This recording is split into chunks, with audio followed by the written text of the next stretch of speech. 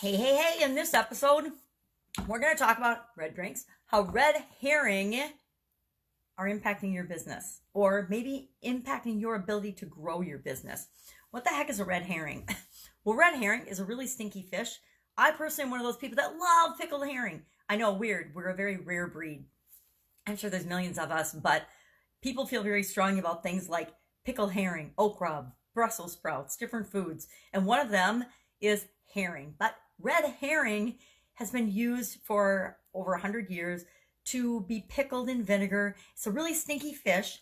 And hunting dog trainers ages ago would use red herring to train hunting dogs to follow the trail of an animal. So fox hunting, for example, they would drag it to train the dogs. They would drag red herring, teach them how to smell something, and then they would trade the smell of a fox when they wanted to, or whatever animal they happened to be hunting, raccoons, I suppose. I don't know what people hunt. They would trade that scent, and then the hound dogs would follow that scent. Well, even as long as fox hunting days, as long ago as that, there were protesters to hunting. Some people didn't like hunting, so they would actually drag a herring across the trail of the fox to confuse the dogs. So the dogs wouldn't know where to go. They would get lost. They'd follow the scent of the red herring because that's what they'd been trained to do. And they would lose the fox and the fox would get away. Crooks actually adopted the same practice to escape scenes of crime. They would have red herring and they would use the red herring to confuse the search dogs, or dogs that were looking to catch them in a crime. My cat just stole something from my table, which is always funny and distracting, right?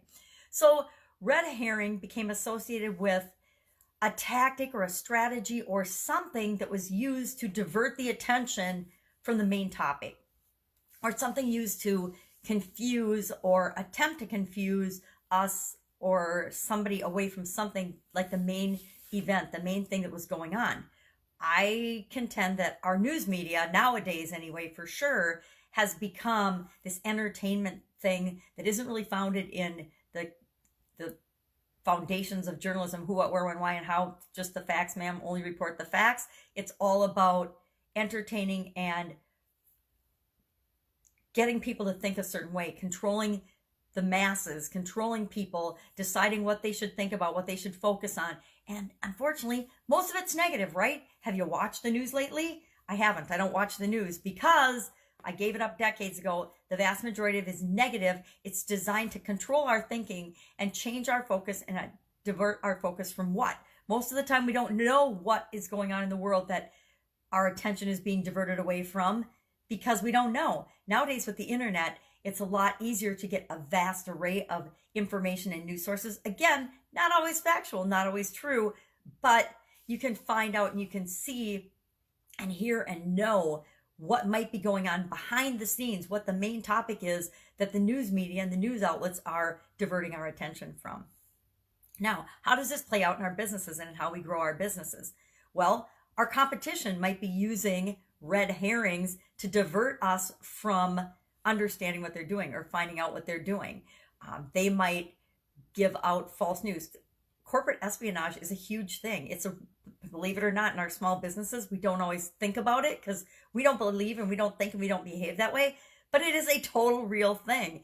And often false stories are planted, false news in the business world, false leaks of information and rumors are spread.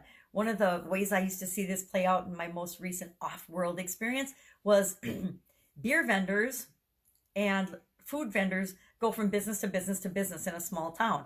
And they were some of the biggest rumor spreaders on the planet.